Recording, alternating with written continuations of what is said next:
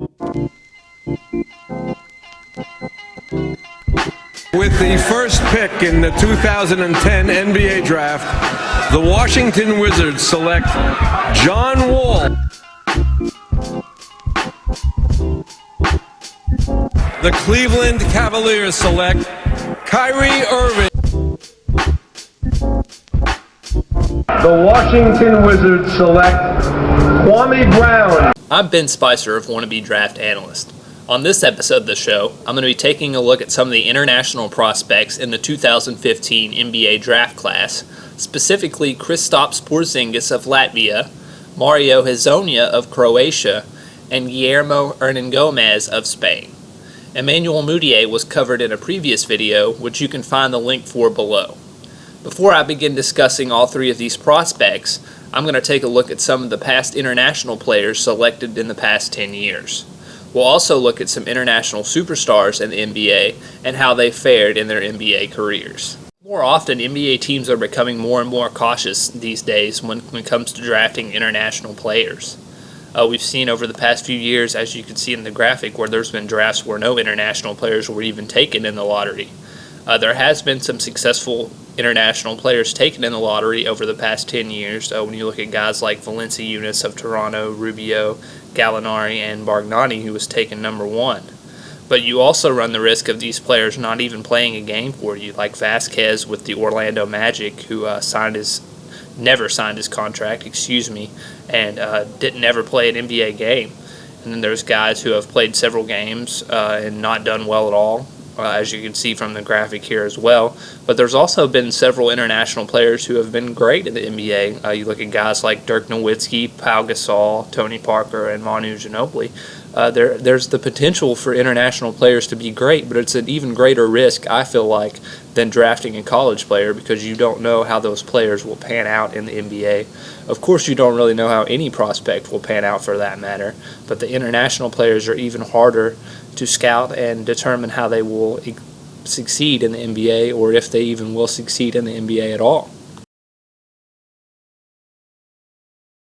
First prospect I'm going to be taking a look at today is Kristaps Porzingis, the power forward from Latvia. The 19-year-old could have entered the NBA draft last year and likely would have been a lottery pick at that, but he chose to withdraw his name from the draft. He's got good size at 6'11", 210 pounds, and he averaged 21.4 minutes per game and only started 27 of 50 games for his team in Europe this season. As you can see, he averaged 11 points per game and 4.6 rebounds per game.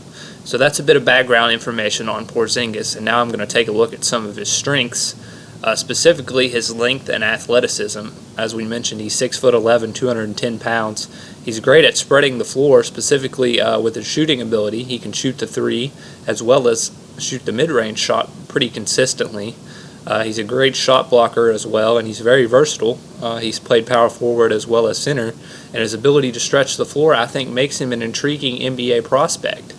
But for some of his weaknesses, and their glaring weaknesses at that, his strength. A lot of scouts have said that his strength isn't up to par with NBA competition just yet. And having said that, he does struggle to get rebounds. As you saw with the statistics, he only averaged 4.6 rebounds per game. And he played about 21 minutes per game, as I mentioned, and when you compare him to a guy like Karl Anthony Towns, Towns averaged nearly 10 rebounds just playing 20 minutes per game in college, so that's definitely a question mark surrounding Porzingis, as well as his ability to defend NBA-level opponents. Because of his lack of size and strength, it'll be certainly a big question mark if he can defend the power forward or center position at the NBA level. Prospect I'll be breaking down in this episode is Mario Hezonja, the Croatian shooting guard, who can also play small forward. Like Kristaps Porzingis, he's very versatile. He started in only 14 of 60 games for his EuroLeague team, however, playing an average of only 15.3 minutes per game, averaging around 6 points per game, as you see, but he did shoot 45% from the field. And having said that, we're going to get into some of his strengths. He has the ideal NBA body, unlike Porzingis, who's a bit undersized and underweight to be his position in the NBA. Hezonja brings a big body and great size for an NBA prospect to the table and he's also a great three-point shooter. As we mentioned, his field goal percentage. He's a good on-ball defender, and he's very athletic as well as versatile. He could potentially be a small forward in the NBA, although he normally plays shooting guard for his team now. As for some of his weaknesses, his mid-range game isn't as developed and polished as his three-point shooting is, and at times he's been over-aggressive. Some scouts have questioned his coachability, and they've said that he has an attitude issue, so that'll be definitely something to watch moving forward in his career. And as we talked about with Kristaps Porzingis, is he an NBA defender? Can he defend NBA players? You see in the clip here, Rudy Fernandez, who formerly played with the Portland Trailblazers, is victimizing him off the ball. So can he guard NBA-level players at the next level? It'll be interesting to see how he can transition as a defender and as well as a scorer in the NBA. At least I'll be taking a look at Spanish power forward or center Guillermo Hernangomez.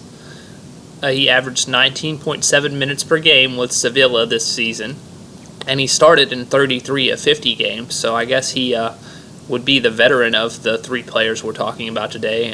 It's weird to say that as a 21-year-old player to consider him a veteran, but he's been around the league for several seasons, so he's been there and done that, so to speak, averaging 10 points per game and 5.7 rebounds per game. Some of his strengths of his game are his versatility.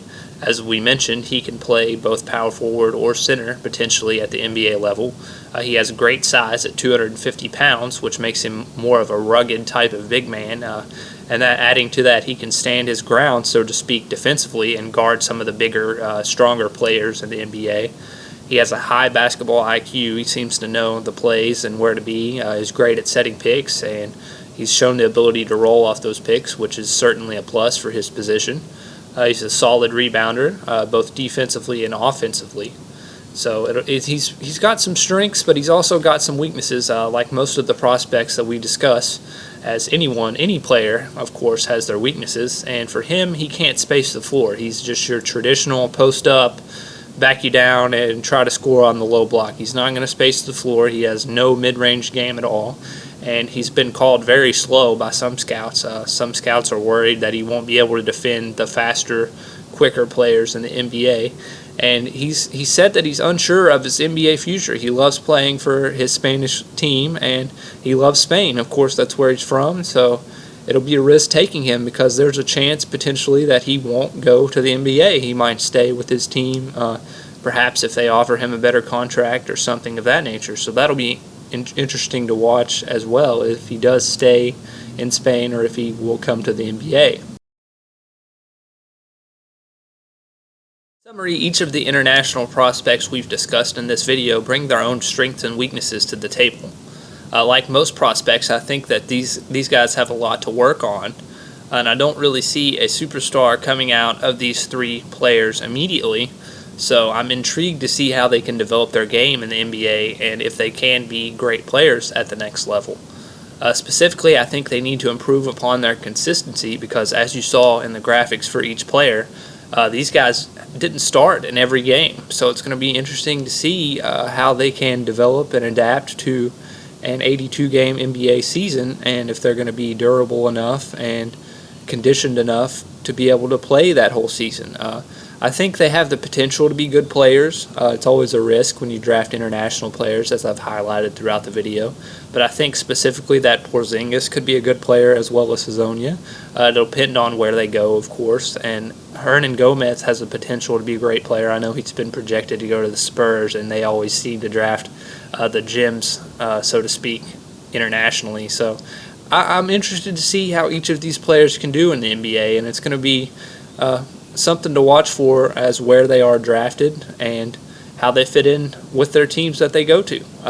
I hope you enjoyed this episode of Wannabe Draft Analyst. As always, I'm Ben Spicer. Thank you very much for watching.